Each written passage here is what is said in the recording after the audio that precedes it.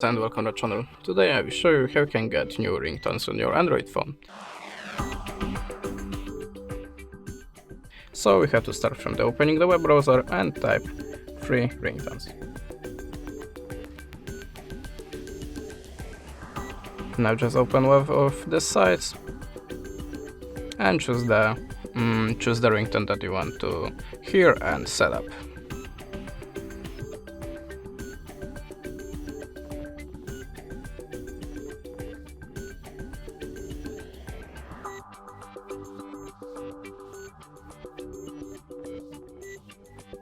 Now just choose the category